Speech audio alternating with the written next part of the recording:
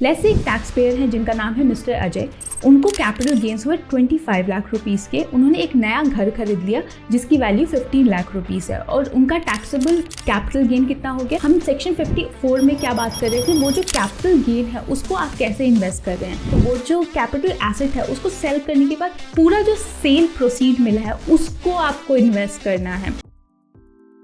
अगर आप जानना चाहते हैं कि किस तरीके से प्रॉपर्टी के सेल पर आप मैक्सिमम टैक्सेस बचा पाएं तो ये वीडियो आपके लिए है। नमस्कार, मैं हूँ प्रिया, स्वागत है आपका इन्वेस्टिंग डन राइट में। अगर आपको ये वीडियो पसंद आए तो लाइक करना ना भूलें। अगर आप चैनल को सब्सक्राइब करते हैं तो आपको नए वीडियोज़ की नोटिफिकेशंस भी आती रहेगी।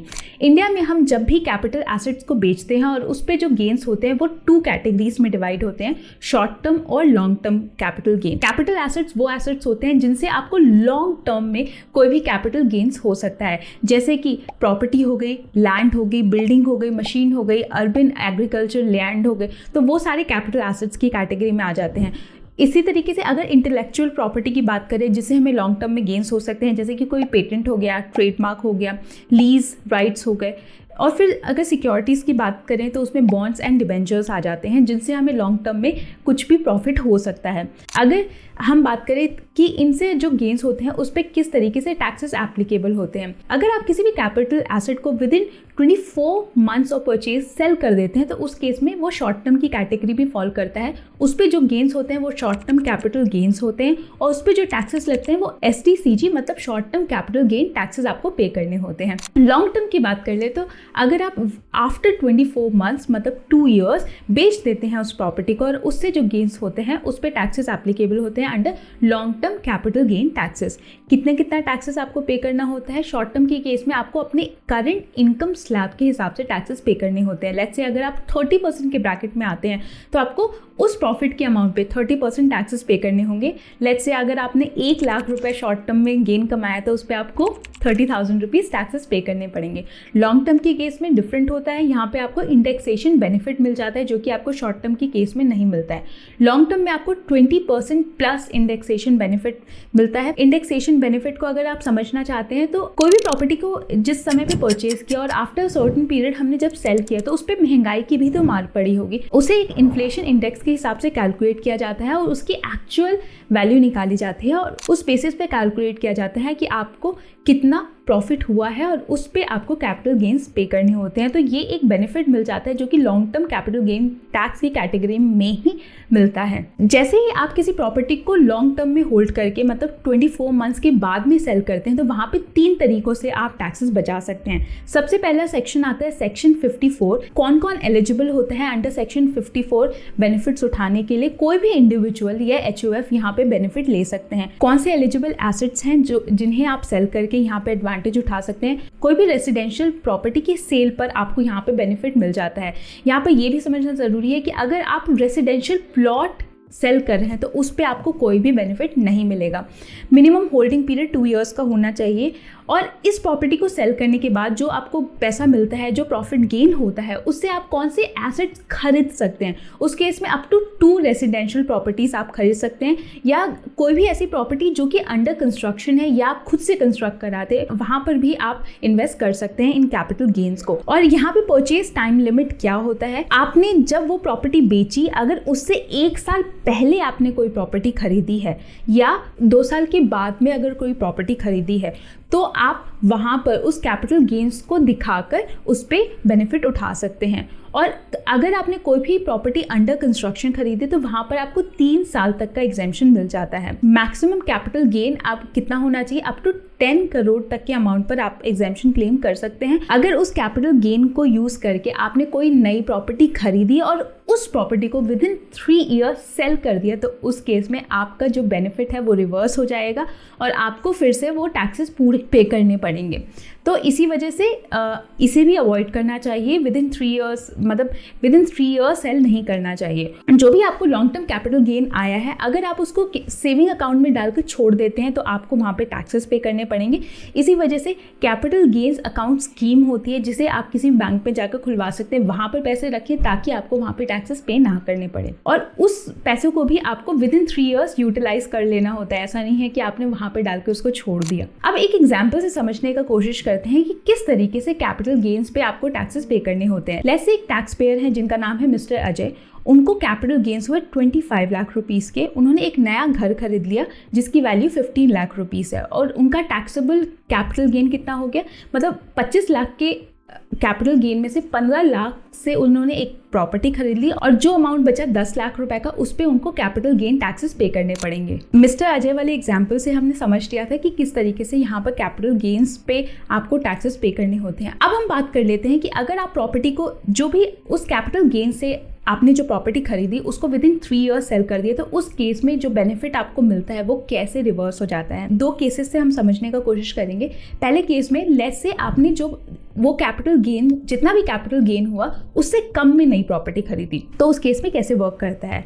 लेट्स से एक टैक्स पेयर मिस्टर धीरज ने मई 2021 में प्रॉपर्टी सेल की और उनको गेन हुआ 30 लाख रुपीस का और उसमें से उन्होंने 18 लाख इन्वेस्ट करके इन जून 2021 18 लाख की एक प्रॉपर्टी खरीदी। और इस केस में जो टैक्सेबल कैपिटल गेन्स हुआ 12 लाख रुपीस, जिन पे उनको टैक्सेस पे करने पड़ेंगे। अब उन्होंने वो जो नई प्रॉपर्टी खरीदी ना 18 लाख रुपीस की, उसको दिसंबर 2022 में बेच दिया 35 लाख रुपीस में। तो जो 35 लाख रुपीस था उनका नया सेल कंसिडरेशन हो गया, मतलब उस पर 35 लाख रुपीस उनको मिल गए। और उन्होंने अपने पॉकेट से क्या कुछ पैसा लगाया था लास्ट टाइम? नहीं, उन्होंने उस 30 लाख के प्रॉफिट को ही री इन्वेस्ट किया था। उसमें से 18 लाख रुपीस से उन्होंने नई प्रॉपर्टी खरीदी जिसको बेचकर उनको अगेन 35 लाख रुपीस का प्रॉफिट हुआ। तो यहाँ पे टैक्सेबल कैपिटल गेन्स कितना हो जाएगा?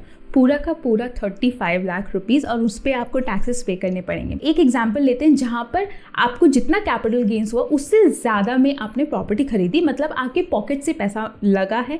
ऐसा नहीं है कि आपने उस कैपिटल गेन से ही एक नई प्रॉपर्टी खरीद के बेच दी।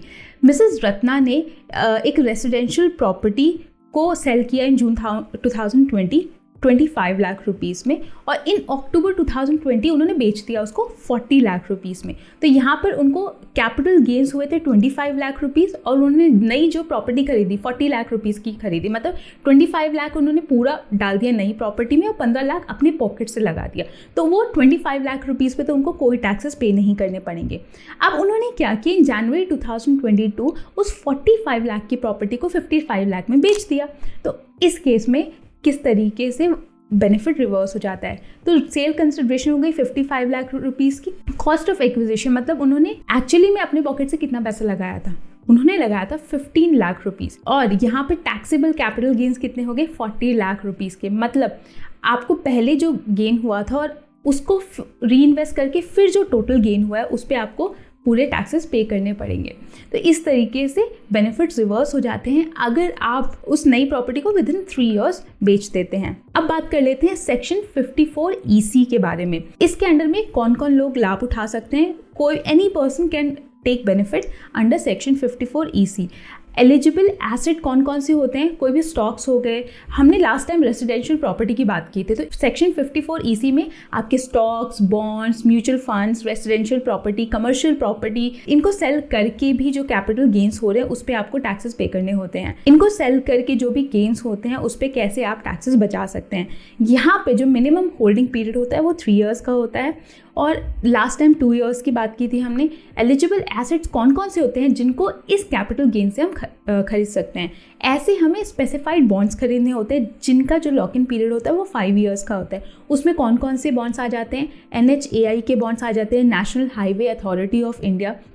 फिर REC के बॉन्ड्स आ जाते हैं जो कि रूरल इलेक्ट्रिफिकेशन कॉर्पोरेशन। अगर इनके बॉन्ड्स खरीदते हैं और उनका लॉक इन पीरियड 5 ईयर्स का है तो आप यहाँ पे टैक्सेस पे करने से बच जाएंगे। लेकिन अगर आप इससे किसी भी कम लॉक इन पीरियड वाले बॉन्ड्स में इन्वेस्ट करते हैं उस कैपिटल गेन को, तो आपको टैक्सेस पे करने पड़ेंगे। और परचेज टाइम लिमिट, जैसे ही आपको गेन हुआ है विद इन 6 मंथ्स आपको ये बॉन्ड्स में इन्वेस्ट कर देना है। मैक्सिमम एग्जेम्पशन अमाउंट होता है यहाँ पे 50 लाख रुपीज़ का, और एलिजिबल अमाउंट मतलब आप केवल कैपिटल गेन्स ही इन्वेस्ट कर सकते हैं। और कैपिटल गेन्स अकाउंट, जैसे लास्ट टाइम आप एक कैपिटल गेन्स अकाउंट स्कीम थी जिसमें आपको पैसा रखना होता था, अगर आप उसको इमीडिएटली यूटिलाइज नहीं करें, यहाँ पर ऐसे कोई लिमिटेशन नहीं होती है। रिटर्न्स थोड़े लो रहते हैं, 5 to 6% के रिटर्न्स मिलते हैं जो कि टैक्सेबल भी होते हैं। अब सेक्शन 54F की बात कर लेते हैं। सेक्शन 54F में थोड़ा सा डिफरेंस होता है, उसको हम समझने का भी कोशिश करेंगे। कौन कौन एलिजिबल होते हैं, इंडिविजुअल्स एंड HUFs जैसे सेक्शन 54 में होते थे। कौन से एलिजिबल एसेट्स हैं जिनको आप सेल कर सकते हैं। देखिए, any capital assets other than house property, वहाँ पे हमने केवल हाउस प्रॉपर्टी की बात की थी।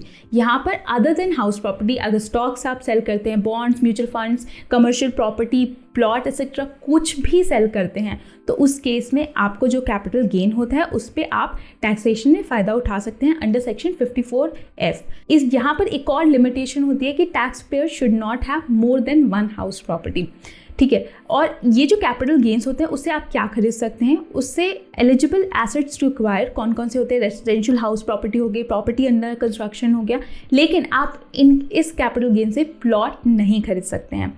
परचेज टाइम लिमिट, जब भी आपने उसे सेल किया उससे 1 साल पहले अगर आपने कुछ खरीदा है या 2 साल के बाद, तब तक आप इसका बेनिफिट उठा सकते हैं। अगर आपने प्रॉपर्टी अंडर कंस्ट्रक्शन खरीदी तो उस केस में एग्जाम्पल 3 साल तक एप्लीकेबल होता है। अब यहाँ पे एक कंडीशन होती है, हम सेक्शन 54 में क्या बात कर रहे थे, वो जो कैपिटल गेन है उसको आप कैसे इन्वेस्ट कर रहे हैं। वो जो कैपिटल एसेट है उसको सेल करने के बाद पूरा जो सेल प्रोसीड मिला है उसको आपको इन्वेस्ट करना है। लेकिन अगर मान लीजिए आप उसे आधा इन्वेस्ट करते हैं तो उस केस में आपका बेनिफिट भी आधा हो जाएगा। जैसे कि लेट्स से आपने कोई प्रॉपर्टी सेल की 50 लाख रुपीज़ में और आपको वहाँ पे प्रॉफिट हुआ 25 लाख रुपीज़ का, और आप 25 लाख रुपीज़ ही इन्वेस्ट करें, तो उस केस में आपका जो बेनिफिट अमाउंट है, मतलब जितना अमाउंट पे आप टैक्सेस बचा सकते हैं वो भी आधा हो जाएगा, जो कि हो जाएगा 12.5 लाख रुपीज़। तो इस तरीके से ये एक मेजर डिफरेंस हो जाता है सेक्शन 54 एंड 54F के बीच में। यहाँ पे आपको कितना एग्जेम्पशन मिल जाता है, इसी को कैलकुलेट करने का ये फॉर्मूला रहता है, जिसमें capital gains by net cell proceed को मल्टीप्लाई करते हैं कॉस्ट ऑफ न्यू हाउस से। और ये बेनिफिट अगर 3 साल में अगर आप फिर से इसको सेल ऑफ कर देते हो तो बेनिफिट रिवर्स हो जाएगा, जैसे हमने सेक्शन 54 में बात की थी। और यहाँ पे कैपिटल गेन्स अकाउंट स्कीम में आपको पैसा डालना होता है, अगर आप उसको इमीडिएटली यूज़ नहीं करें, जी हाँ आपको बिल्कुल डालना होता है। यहाँ पर अगर आप उसको इमीडिएटली यूज़ नहीं कर रहे हैं तो इट्स बेटर कि आप कैपिटल गेन्स अकाउंट स्कीम में जाकर इस पैसे को डाल दें। इसके अलावा अगर आप प्रॉपर्टी बेचने पे आपको कैपिटल लॉस होता है, मतलब आपने जितने भी प्रॉपर्टी खरीदी उससे कम में बेची, तो उस केस में आपको कैपिटल लॉस हो जाएगा। उसे आप कैरी फॉरवर्ड कर सकते हैं अप टू 8 ईयर्स, और अप टू 8 ईयर्स में अगर आपको कोई भी कैपिटल गेन होता है आप उसको ऑफसेट कर सकते हैं फ्रॉम कैपिटल लॉसेस। तो इस तरीके से आप टैक्सेस पे करने से बच जाएंगे। और अगर आपका वो कैपिटल लॉसेस का कुछ अमाउंट बच जाता है तो भी आप उसको कैरी फॉरवर्ड करते रह सकते हैं अप टू 8 ईयर्स, और कैपिटल गेन्स के साथ में ऑफसेट करके इस बेनिफिट का लाभ उठा सकते हैं। तो इस वीडियो में हमने पर्टिकुलरली 3 सेक्शंस के बारे में बात की। सेक्शन 54, जिसके एंड में अगर आप रेजिडेंशियल प्रॉपर्टी को सेल करते हैं और उससे कैसे फ़ायदा उठा सकते हैं। सेक्शन 54EC में हमने रेजिडेंशियल प्रॉपर्टी के साथ में स्टॉक्स एंड बॉन्ड्स के बारे में बात की, प्लॉट के बारे में बात की, और सेक्शन 54F में हमने अदर देन रेजिडेंशियल प्रॉपर्टी के बारे में बात की थी। आशा करती हूँ ये इन्फॉर्मेशन आपके लिए हेल्पफुल रही होगी। अगर आपकी कोई भी सुझाव हो तो आप वो कमेंट बॉक्स में डालकर मुझे बता सकते हैं। अगर आपको वीडियो पसंद है तो लाइक शेयर करना ना भूलें। अगर आप चैनल को सब्सक्राइब करते हैं तो it will be a big motivation for all of us. I am Priya Das signing off. I will meet you in the next video. अगर आपने मेरे चैनल को सब्सक्राइब नहीं किया है तो प्लीज़ सब्सक्राइब कर ले, क्योंकि मैं पर्सनल फाइनेंस पे एवरी वीक 2 वीडियोस बनाती हूँ। अगर आप सब्सक्राइब करेंगे तो आपको मेरे नए वीडियोस की लेटेस्ट नोटिफिकेशन आती रहेगी।